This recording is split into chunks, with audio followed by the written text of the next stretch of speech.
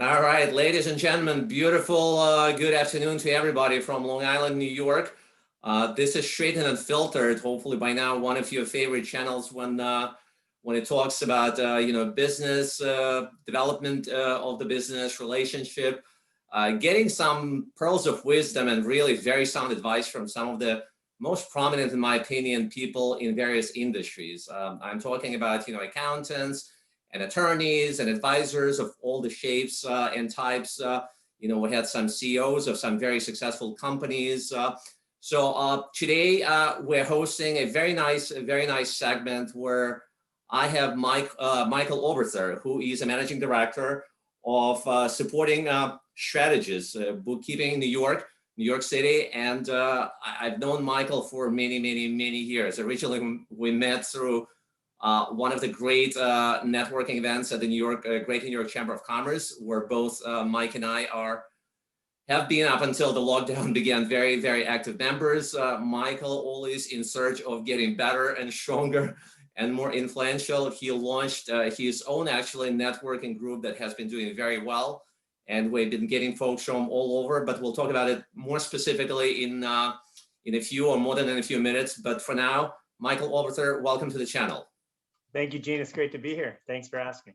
Well, again, my pleasure. I know we've been trying to put it on the calendar for quite some time, but between your schedule and mine, obviously, even during the lockdown, we're saving countless hours of traveling. I live on Long Island. My office is in Manhattan. So again, I'm saving hours and hours every week, but still, it's so many things to be taken care of. So again, glad we could connect. Why don't you share with the audience about your background, even before you got into the bookkeeping business, and we'll take it from there.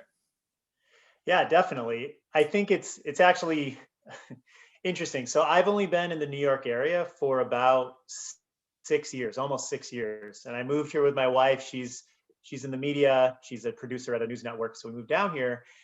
I'm from Western Massachusetts. I've been in sales about 20 years in total. And I've been in a number of roles in a number of different sales, some consumer products, but really the main thrust of my career has been outsourced business services, right? I'm sort of lucky to have found that. I started out actually with selling PEO services, which some people may not be familiar with, but it's a pretty important business service. So let's translate it for those who are not. So PEO it actually stands for Professional Employment Organization, and it's a business will use it because it wraps up your benefits, your health insurance, your human resources, your payroll, workers' comp, unemployment, all into one package. You can get these services from a whole bunch of large companies out there. There's a million small ones too. That was a really good opportunity. I've sold payroll as well. I've sold outsourced IT. But right now, when I moved down to the city, I found the opportunity to join Supporting Strategies. I am the Director of Business Development at Supporting Strategies NYC. And it's a tremendously exciting role, actually. I got really lucky. And I'll share the story of why I was asked to join the team. So we are a relationship-driven company. We do no cold outreach at all, no emails, no phone calls, no nothing, which was my heritage, right? Right. I was attached to a phone for 15 years. So it was a little nerve-wracking to be put in a position where they're like, hey, Michael, we just network and it'll work out. And I was like, okay, right. Great. But I was given the opportunity because I met the CEO at a networking event, like I met Eugene, Right. and I invited him out to coffee. I invited him to a couple of networking groups and made some introductions. We had lunch. I made some referrals. A couple of the referrals closed. Right. And those actions are the sales process, or the relationship development process that we follow at Supporting Strategy. So it was just my natural way was what they were looking for, and it just kind of worked out from there. It's been a great ride. Well, that's excellent. And again, you impressed me with the same attitude that I guess you impressed the CEO of the company, who extended an offer for you to join his company as a director. You're extremely, positive individual, very outspoken, very direct, which is something that, again, it is not that often that, I get to see nowadays. I mean, it's more and more and more rare, which is very unfortunate. So I guess it's the fact itself that you're a transplant from, wonderful Massachusetts. And by the way, congratulations. You've been here for what, 6-7 years now. You're still alive in this concrete jungle of Manhattan. So, those are incredible qualities that any executive, or any business owner is looking for if he's looking for a sound partner like yourself who joined this practice. And when you speak about really developing relationship with small businesses, it resonates with me more than probably many other people, because as a financial advisor of almost 25 years now, I can't believe that, time flies so painfully fast. I guess in a few years, I'm going to start claiming that I got into business at the sound age of 7 in violation of all the Department of Labor regulations and laws. But seriously, it's all about, building the relationship with the clients, and you cannot really get it done in any different way than showing that you are a trustworthy, very direct, very the individual who is looking for the client's best interest. To me, I mean, it's really one of the most important things for any small business owner in different capacities. You on the bookkeeping and myself on wealth management, retirement planning, and risk management for the small businesses. We so often deal with the same types of businesses, and I know that nothing can replace the level of integrity. It's not what it's really how much you care about the client that finally at the end of the day really makes you puts you in a position where you can close the deal, so to speak, or really become a trusted advisor for the client, as opposed to many other people. They can bring the most advanced gadgets and then technological things, which is, God bless. Again, we use them when we need to use them and as the need arises. But again, at the same time, in any environment, nothing can replace that personal relationship. So again, I'm glad that you had a successful entry in the business, and not just entry, but by now, again, getting close to probably 7 years in the industry in your capacity. So that's great. Let's switch gears and speak about something that, pretty much the whole world, but probably New York City is in a substantially more painful position as far as the COVID-19, lockdown, pandemic, or whatever you want to call it. But between the lockdowns, the riots, I mean, it's been nothing less than insane for multitude of businesses that you and I have been working on. Some of them, they had no choices but really getting shut down, which is very painful. You're looking about sometimes your second, third generation companies that had to close because between payment of rent and this and that and the federal aid, it has been helpful, but again, it has been covering only a fraction of expenses because they still had payrolls, and what have you. So a lot of them, they had to shut down. But I would like to hear in your world, Michael, how you and your company have been transitioning your clients, how you've been affected by this COVID-19, as an accounting and bookkeeping industry overall.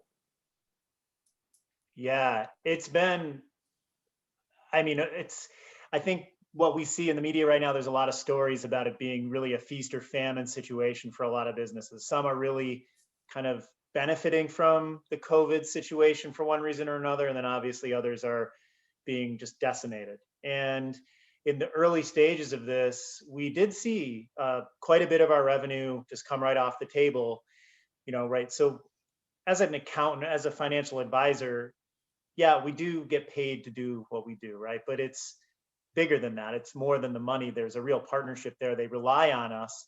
So we had some clients, we were doing some pro bono work, just doing what we could to help them through, right? Some businesses just immediately went away. Right.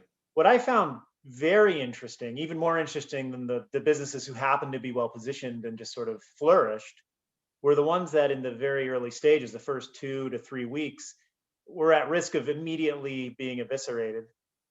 They went quiet, maybe 1, maybe 2 weeks. Then in third and fourth weeks, we had businesses coming back to us and they had fully pivoted.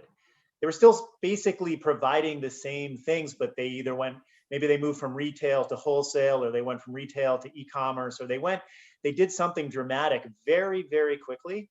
And they were able to not just survive. Many of these companies are now thriving as a result. I'm not saying that this is like an ideal situation in order to find new ways to grow a business, but I was really impressed with a lot of our clients' abilities to just think creatively and quickly and really build something unique. So, I know this was around the country we saw this, but it was just super impressive to see what people were capable of. It's great to know that not everybody is going belly up and not everybody is hurting, but just to share with our audience, because this channel is all about, exchanging helpful information, how the people can get better and stronger and expand the practices and businesses. And especially in this kind of environment that actually produced this channel, because as you know, up until, a couple of months back, we did not need that. Well, more than a few months back, but I've been hoping that, hey, the lockdowns are going to stop and we're going to go back to our regular routines and normal business and personal lives. Well, it does not seem it's happening. Well, hopefully with the vaccine coming shortly, and hopefully, between Congress, the Congress will pass through, the next package of stimulus, for the businesses and the folks all across the U.S. to make it easier to get through this insane time.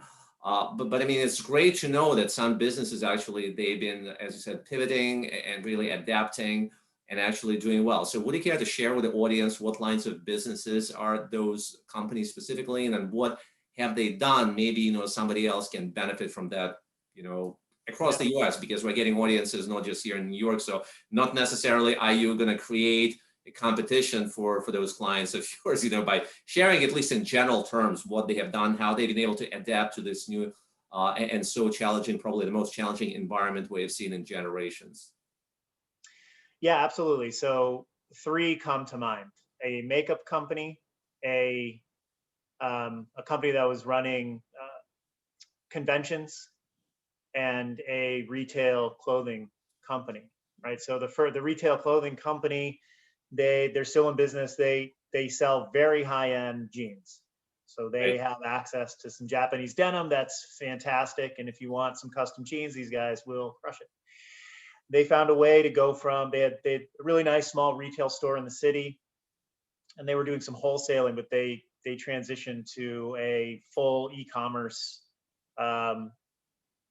They mobilized e-commerce for themselves literally in 2 weeks, which was astonishing. And it's not that out of the realm of possibility for a clothing store to do that, but just in my normal day-to-day experience, it takes businesses months to figure out how to transition to a different business model.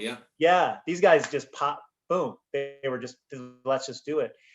The makeup company was a place where you could go, like if you were going to be married and you wanted your wedding party to have terrific makeup, you could go into one of their stores. They had 3 in New York City and 2 in San Francisco. Right. But with the lockdown, clearly that wasn't going to happen. This team also provided on-site services for that.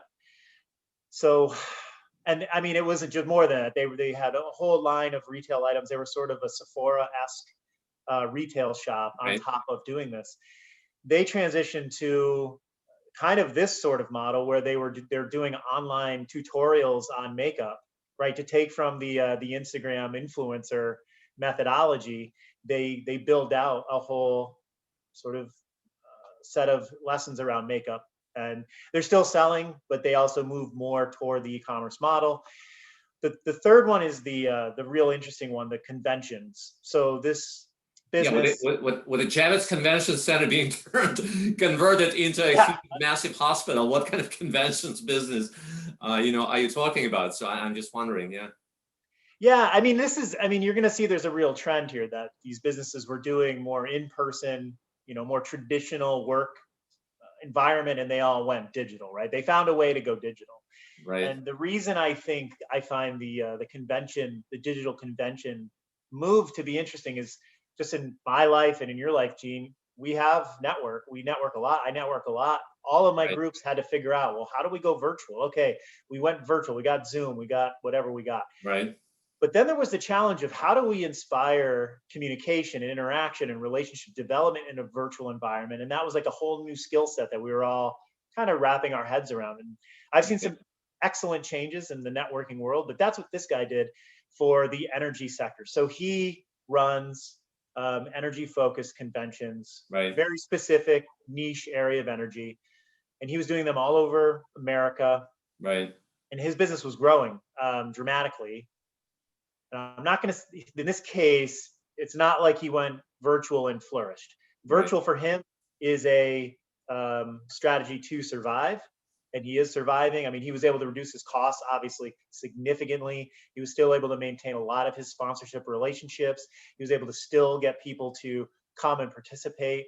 But it has been a journey for him. But it was amazing to see the amount of grit and determination that he had to have in order to be successful doing this, but he was successful doing it. And what I predict in his case is he's going to, when we all get back to sort of more normal life, I think he's going to maintain the virtual portion of the business to a degree, because I think he's found that it's actually is a productive portion of his business. So it's not all perfect, but it was nice to see that these folks were able to sort of just pivot and keep moving forward.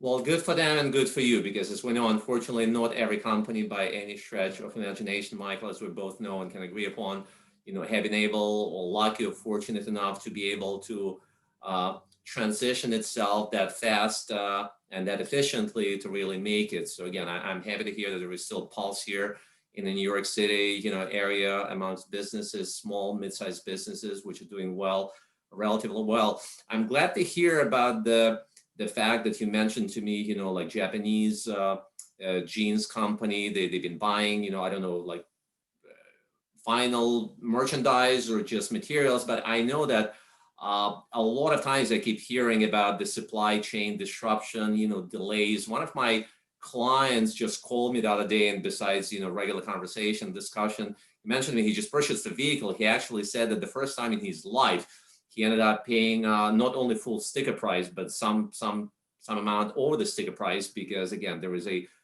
short supply of vehicles that he was looking to purchase. So I guess it's attributed to the supply chain disruption due to the COVID and restrictions and delays.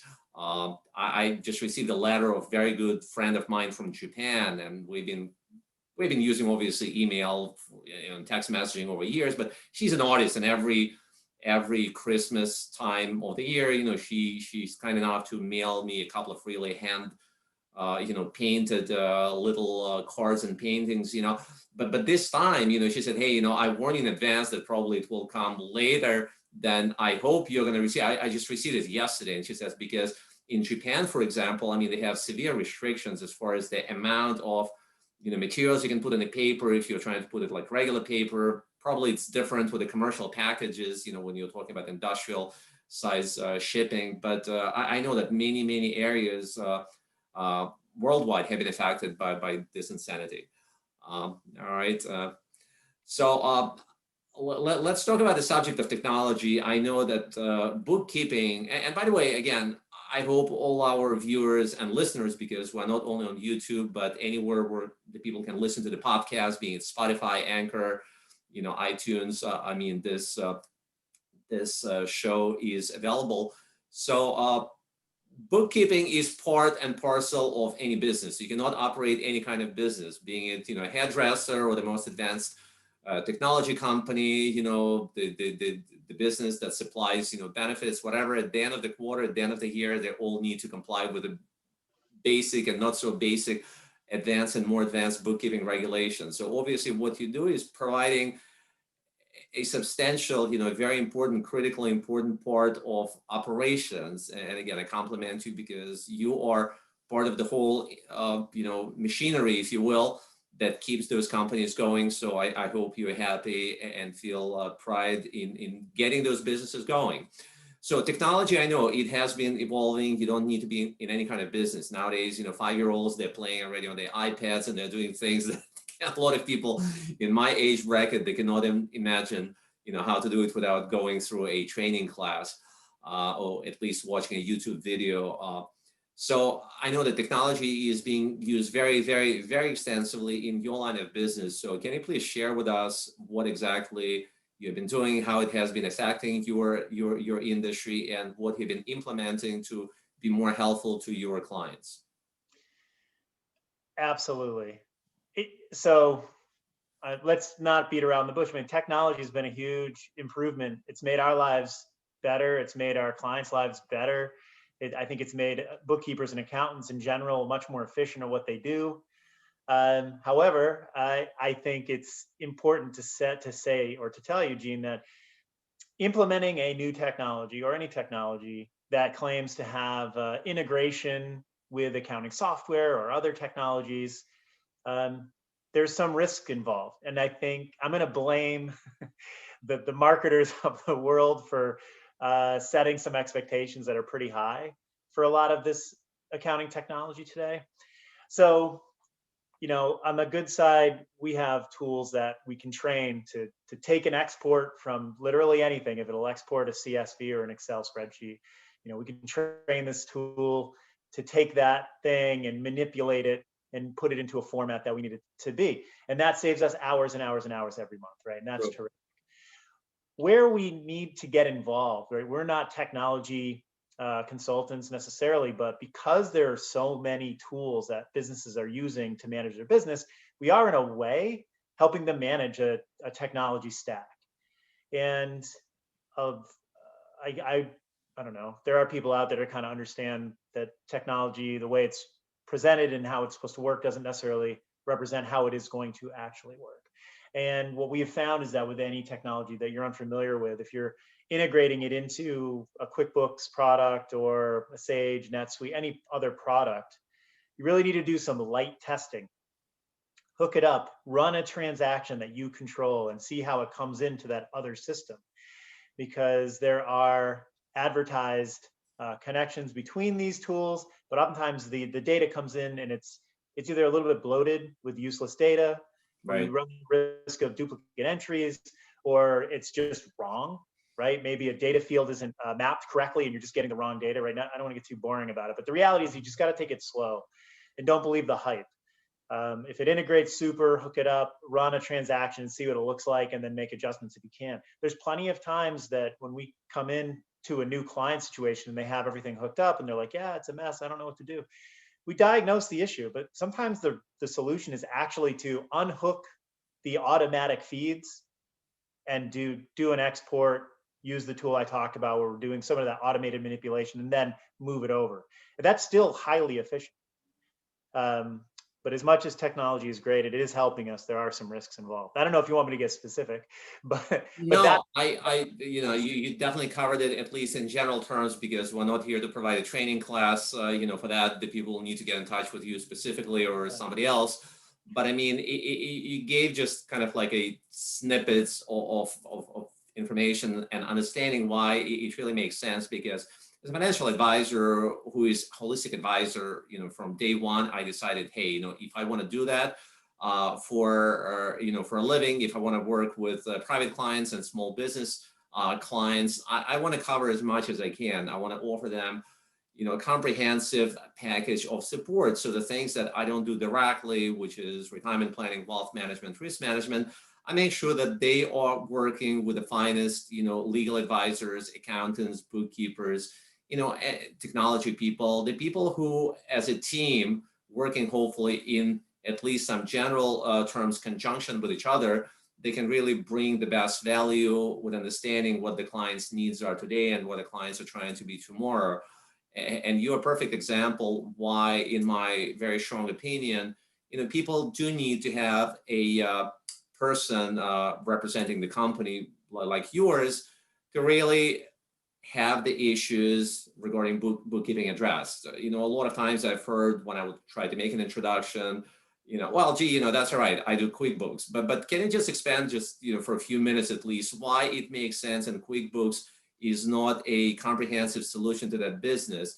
And by working with somebody of your level of expertise and the company that you represent, that brings the whole comprehensive package of solutions to the clients, it would be in the client's best interest over the intermediate and especially longer term. So can you just elaborate on that, Michael? Yeah, definitely. So, many businesses start out with the business owner doing their own books, and there's literally nothing wrong with that. In the beginning stages, there's not enough revenue necessarily to hire someone like us or to hire any bookkeeper to come in and manage that for you. But as you grow and as your business volume grows, the reason, I mean, A, it becomes critical to outsource it or get someone to do it because you're too busy. You need to go sell and you need to deliver your product or service. So Right. you don't have time to do bookkeeping. But beyond that, the thing that an accountant understands that a non-accountant may not understand is when you need deep detail and when you don't, right? And so that is a very big concept, but every business has different metrics that are important, different inputs that are important, different fixed and variable costs that are important. And our job is to look at the spectrum of transactions and what drives that business and understand where that business owner needs deep detail so they can make really good decisions about how to grow and what they're doing. And other data that we're not going to obscure, but maybe we will present it as an aggregate within a given period, right? We may take, so a good example of this is a retail store. In a retail store, you have a purchase point of sale system, right? A POS. And in that POS, you're going to have a lot of deep detail. You sold X amount of shirts of this particular size, this color, this SKU, however you're tracking that. QuickBooks and other general ledgers are not equipped to deal with that high level of detail, right? So what we try to, in this example, we try to help our clients understand your deep sales detail in the retail environment is coming out of the POS. We're going to take an aggregate out of that POS, shirts, pants, hats, shoes, whatever, and track those in larger categories in QuickBooks. So you can see trends over time, but you're not going to necessarily see that you sold 111 medium orange polos, right? That needs to be somewhere else. So in that goal, that is one of the problems we help people figure out in terms of building an accounting system, right? Inventory comes in, what's been sold, what has not been sold, what is lost, what has been stolen, what has whatever. Giving people an efficient way to manage that data so they're not getting dragged down into like this deep detail of stuff that's not helping them make decisions. That's really ultimately the bookkeeper's job, is to tell a business person what has happened in the correct amount of detail so they can make better decisions for the future, right? So that's kind of the role that we play. Does that answer your question? Yeah, you made some very, very good points, Michael. You know, a lot of times the people that would be considering on their own or based on advice of somebody like myself, hey, you know, should I be involved now with somebody like yourself and your company? I mean, am I big enough? Am I still too small? I mean, do you have at least some general guidelines? I understand that everybody is very unique, very different, and you would rather have probably a sit-down meeting or at least a Zoom meeting in this day and age as we're going through this lockdown stage in our lives and careers. So you would probably want to hear just a bit more than saying, hey, you know, I generated $25 or $50,000 in revenue over the last 12 months. Do I need your expertise and services? Should I retain your company for my bookkeeping needs? I mean, can you just speak to that effect, please? Yeah. So that is it. I could have covered this. I can answer this question, but I should let the audience know, let you know that I'm not an accountant, right? So my role is to speak with our potential clients and understand really their challenges, what's important about their business, right? And we can talk about how bookkeeping can help them. When it comes into the real details about that business, there is a lot that I don't necessarily cover, but there are some critical points, right? That's why you have a company with different specialists, Yes. professionals, which address different kind of aspects of the clients and potential clients' needs. Well, but we're covering a lot in my conversation too. We're just not getting into like the ultimate detail about it. So what we found is we need to understand some basics.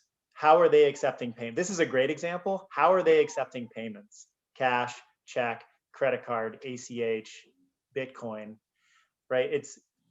This is an area where we actually see a lot. I don't want to call it a mistake, because when you're starting out, you want to give people the ability to pay you in any way that they can pay Right. you. Absolutely. As you mature and as you have more business and more deal volume, you kind of need to rein that in a little bit, because it becomes a bit of an administrative nightmare if you are using all of those forms of payment, right? True. So that same process is true for how many different ways you're providing service.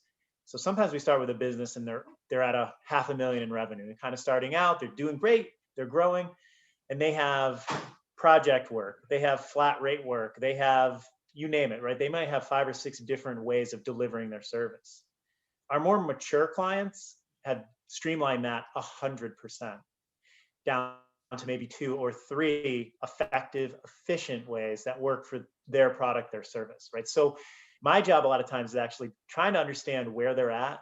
We call it from a business maturity standpoint, right? Have they gone through the challenges that have made them realize, like, wow, you know what? I need to rein this in. Now, we're never telling them what they need to rein in. We have other partners who we might recommend to come in and have that consulting conversation with them. But that is my job, is really to understand how complex is this.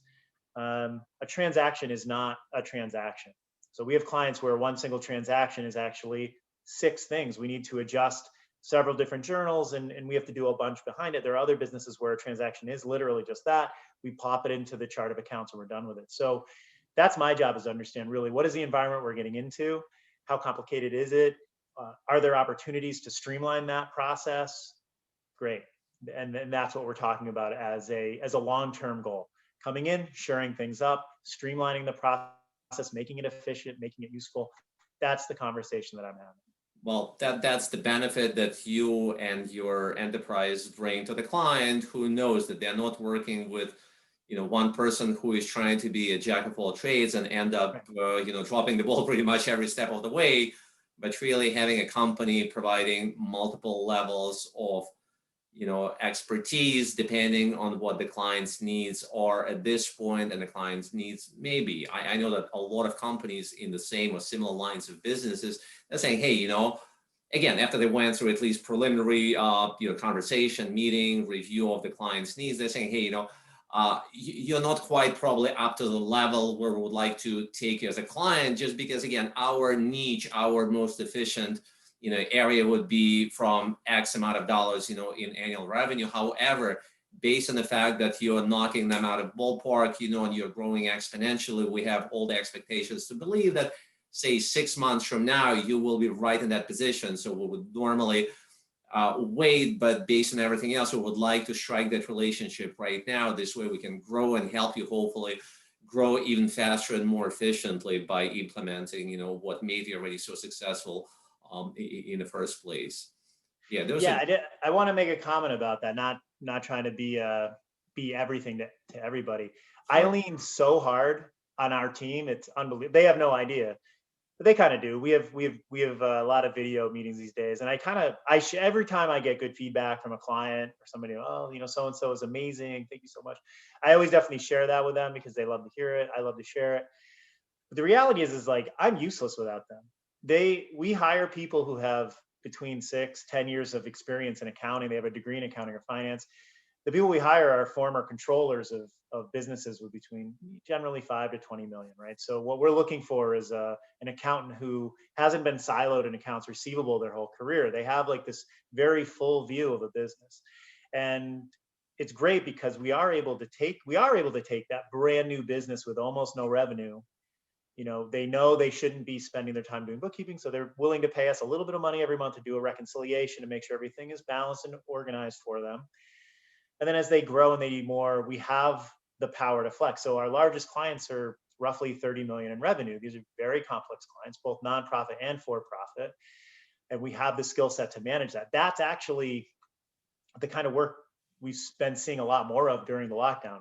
A lot of larger, more complex clients looking for outsourced controller services for a whole number of reasons, but it's really been it's been an interesting shift over the last 8 months.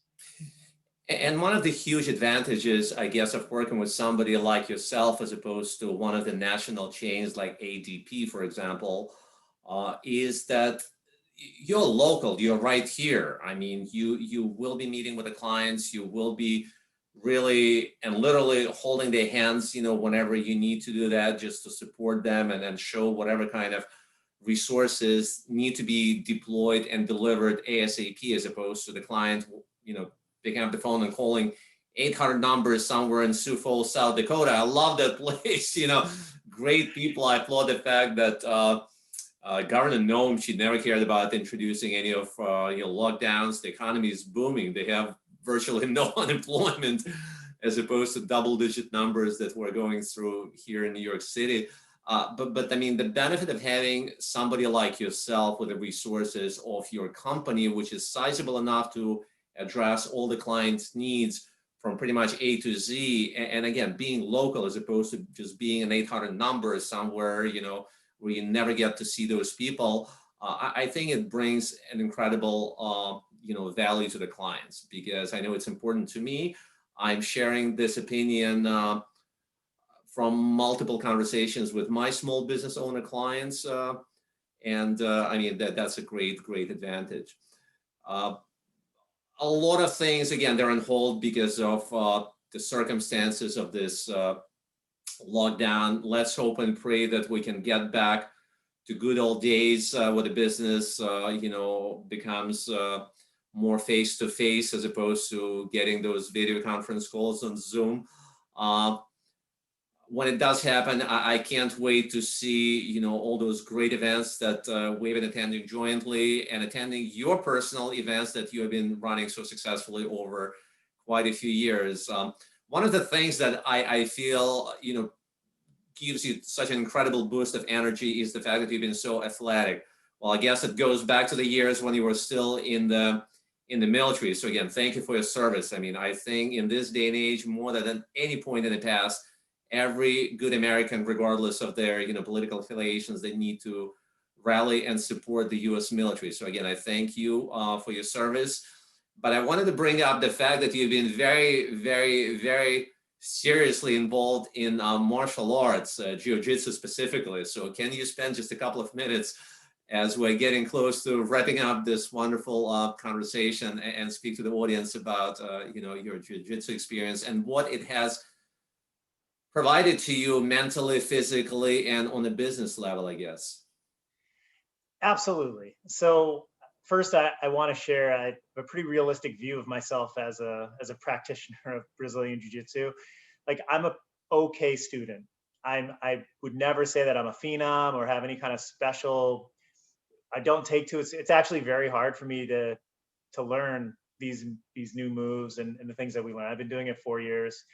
But I've taken so much positive lessons from it outside of just knowing how to wrestle someone better than I did 4 years ago. It is a style, for anyone who's not familiar with what Brazilian Jiu-Jitsu is at this point, it's a form of grappling, which is wrestling. And what attracted me to it was in my first class. So you probably can't tell. So I'm about 6'3", 215 pounds, and I got my butt handed to me by a 140-pound person in the course of a 5-minute round, probably 12 times. Isn't it amazing? So it's amazing. And that was super inspirational to me, because I was like, this. But before you get inspired, I guess you have to go through a very humbling experience where a lot of people, they just get broken down. I mean, they just can't take it. The ego, I mean, they're just not willing to suck it up and understand, hey, I need to bring myself back to the ground zero. And from here on, I will let my teacher, my instructor, my sensei, build it up. A lot of people, they don't get it. And obviously you, like myself, I'm not doing Jiu-Jitsu, but I've done a few other things in the martial arts arena. So you understand that what process you need to go through. And for as long as you do have the discipline and you're willing to invest the time and effort. But again, speak about your case specifically, Mike. Yeah, well, I mean, that's just it, right? I was like, wow, this is a really a type of martial art. It's very equalizing, right? A smaller person has advantages. They may not have a strength advantage, but they might have a speed, a flexibility advantage. They may be smarter. And technique, ultimately. Technique, right? I think in combat in general, I think intelligence plays a huge role. I get beat by people that are smarter than me all the time. But this is like you said, it's the ego thing. So it's really helped me understand, like, hey, you know what? You don't know everything. Everybody around you has an opportunity to teach you something if you listen and you pay attention. And that's one of the things I like about I think any martial arts community, is that there is kind of like this, you are fighting, like you're trying to sort of beat each other and learn, but you're really sharing as well, right? So it's a real collaborative environment. I love it. I think it's super positive. I'm super happy to be part of it. During the lockdown, obviously that was a big challenge, but it gave me a way to be more disciplined, even in just general fitness. When everything locked down, I was like, well, we're going to be back on the mats eventually. What am I going to do? So I got busy with my kettlebells, and I took up running and jumping rope and doing all kinds of things. So like when we get back to this, I don't want to get my butt kicked. So you're going to be in better shape than ever before. That's the thing yes. that the mayor of New York City and the governor of this wonderful state cannot take away from you. So there is still, forests out there where you can enjoy the fresh air. Yes. Just run like Rocky. and just keep getting bigger and better and stronger. And again, it's the whole package. It's in sound body, there is sound mind, and that translates into more positive attitude, more successful personal life. And the whole thing just makes so much more sense. That's something that myself and many people agree upon absolutely unanimously. So we're getting close to wrap it up, Michael. Any other words of wisdom, of wishes to our audience? Words of wisdom are kind of tough for me, Gene, but I would say if I've learned anything through this, the past 8-9 months of life, is just don't give up. If you have a vision and a goal, you need to persevere through all the challenges that come your way, because they're going to come. They're coming for you. If you haven't experienced them yet, they're coming for you. Just be ready and don't give up. Danger translates as an opportunity.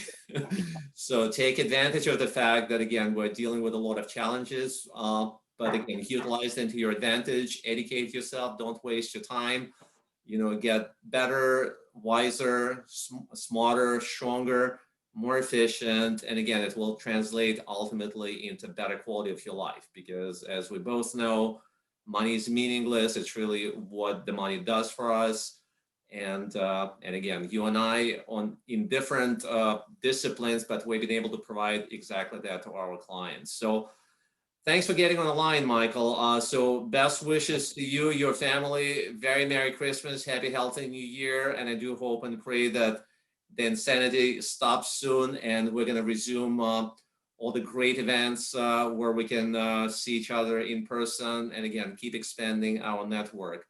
All right, and as we wrap it up, I want to thank, as usually, our esteemed and very dear audience. Thanks very much for tuning in on both YouTube and podcast platforms. It's been a pleasure. Happy upcoming holidays. I do hope to see you before the end of the year with at least one more segment. But in the meantime, stay well, stay strong, stay positive, and best wishes. All right. Thanks, everybody. Thank you very much.